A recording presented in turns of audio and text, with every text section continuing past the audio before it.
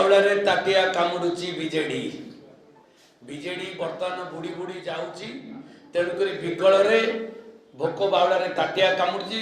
ଯୋଉ ସାମ୍ବାଦିକ କଥା ପଚାରୁଛନ୍ତି ସେ ସାମ୍ବାଦିକ ନୁହେଁ, ସେ ହେଉଛି ଏସଟିଏଫ ରେ ଧରା ହେଇଥିବା ଜଣେ ଆସାମୀ ଖଣି ଚୋରି କରୁଥିଲା, ତାକୁ ଏସଟିଏଫ ନେଇକି ଜେଲରେ ପୁରେଇଛି ଏବଂ ଗୋରୁ ଚାଲାଣ କରୁଥିଲା।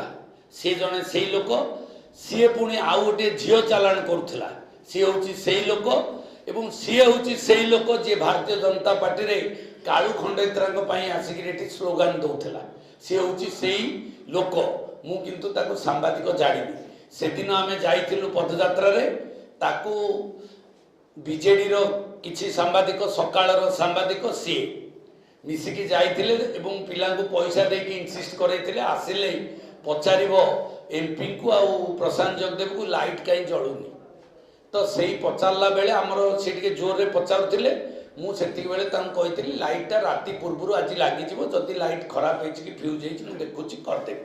ଏହି ସମୟରେ ସେ ରେକର୍ଡ଼ିଂ ପିଲାଙ୍କୁ ମଦ ଦେଇକି ଯାଇ ଦିଆଇଥିଲେ ଏବଂ ରେକର୍ଡ଼ିଂ କରୁଥିଲେ। ମୁଁ ଜାଣିନି ସେ ସାମ୍ବାଦିକ, ମୁଁ ସେଠୁକୁ ବାବୁଙ୍କୁ କହିଲି ଏ ବାବୁ ରେକର୍ଡ଼ିଂ ବନ୍ଦ କର, ଏତିକି କହିଲି। ଇଏ ହେଲା ଘଟଣା।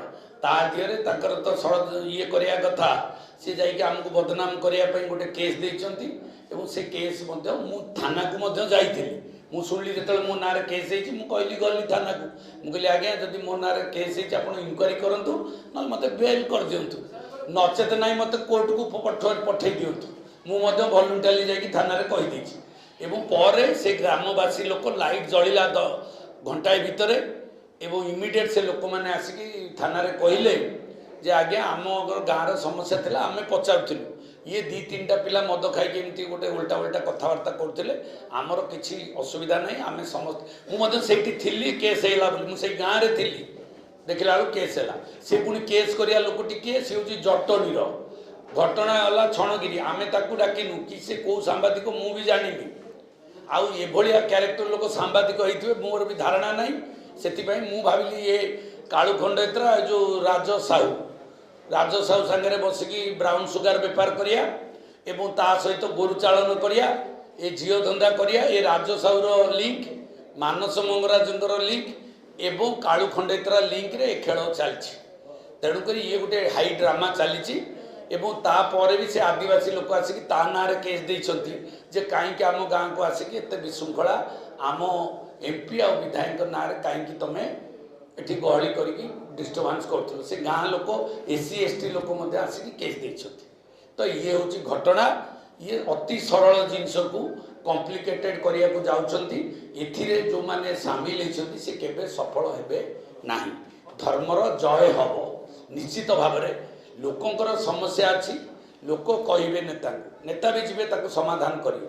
କିନ୍ତୁ ଏଇ ଯେଉଁ ଷଡ଼ଯନ୍ତ୍ର କରିବା, ମଦ ପଇସା ଦେଇକି ଲୋକଙ୍କୁ ଉସ୍କେଇକି ଗୋଟେ ଖରାପ ବାତାବରଣ କରିବା ଏବଂ ତାକୁ ରେକର୍ଡ଼ିଂ କରିକି ସୋସିଆଲ ମିଡ଼ିଆରେ ଛାଡ଼ିବା, ଏଥିରେ ଟିକେ ନିବୃତ୍ତ ରହିବା ଦରକାର।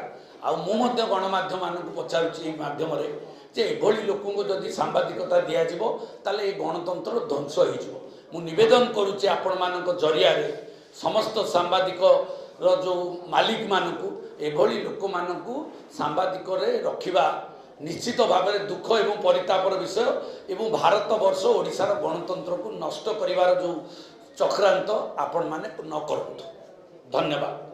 ଜୟ ଶ୍ରୀରାମ, ଜୟ ଜୟ ଶ୍ରୀରାମ, सियापति रामचंद्र की।